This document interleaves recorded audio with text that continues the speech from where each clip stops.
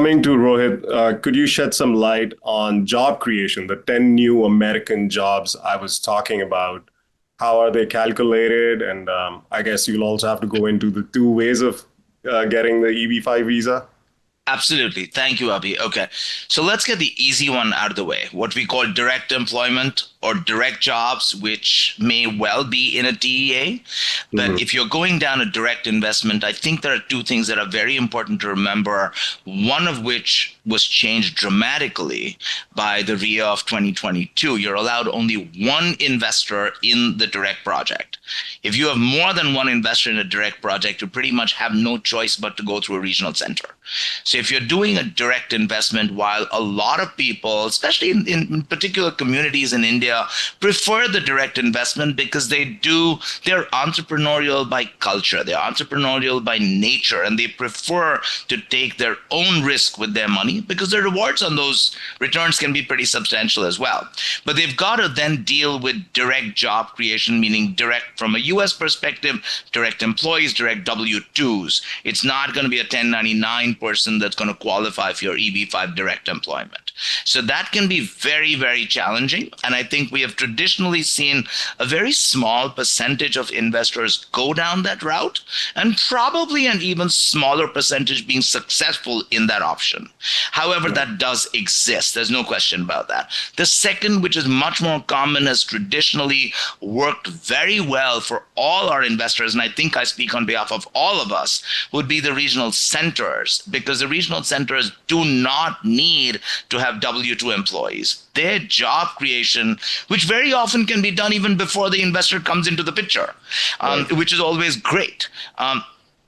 Their job creation is based on economic modeling, those studies created by an economist, where they are factoring in labor department statistics. They are factoring three different kinds of jobs in there: the direct jobs, the indirect jobs, which are created when the direct by suppliers to the people who are building the projects. And then you have the induced jobs, which are also created by the spend from all the earnings of all the different people. So that job creation is super important. And that is the reason why I'm sure our audience hears, whether it's from directly from you, Abhi, or your competition, or from the attorney saying, oh, they've got 50 jobs per investor, and everybody's scratching their head and like, where the hell is this number coming from? But Right. the common perspective is, yes, it's real, because it's not an exact W-2 employee, it's not a head count. And you've also got to remember that these things are economic models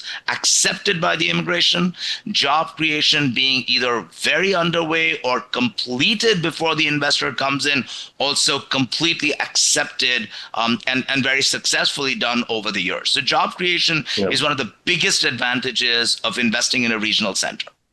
Yeah, and if I can Thanks for add that. on to Rohit here, as I have consultations, and I'm sure this is true for everyone on this call, when you have consultations with potential clients looking at EB-5, the big concern is, well, what if, 4, 5, 6 years from now, whenever it's time for me to file removal of conditions, the project has failed, the project hasn't created the jobs. And, the good thing about the Reform and Integrity Act, prior Reform and Integrity Act, if someone invested in a quote unquote failed project, they were pretty much stuck unless they wanted to start over again, new priority date, new investment, everything.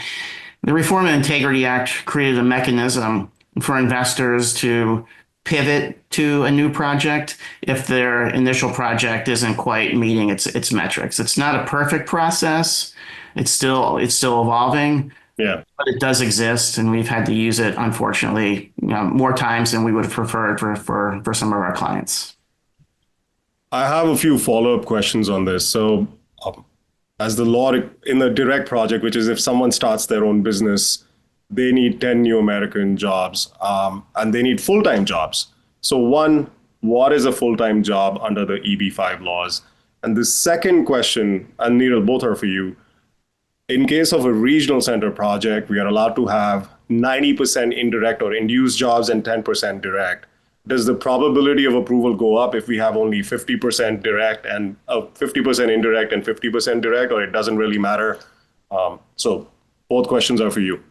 Yeah, I think with the direct, I mean, I think it's 35 hours a week is what makes a full-time job, and you can use two part-time positions to make up a full-time job as well. It's also important to know that it's not jobs, it's actually positions.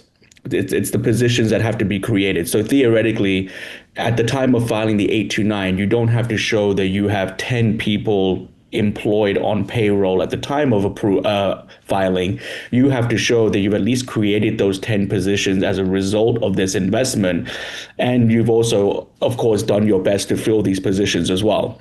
Mhm. And then in terms of the regional center, I think, I think the job creation has actually gotten better.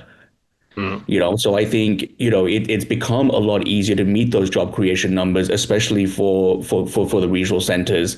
And I think what you're seeing with these quality projects, you're seeing these massive buffers as well in terms of job creation. So, and it's like Brandon said, this really shouldn't happen. I do think the 829 is probably the easiest part of this entire process. But if you do run into an issue where, a project has become delayed or a standstill or whatever, then that job creation buffer certainly does help, provided that, of course, they've met certain metrics in their construction milestones.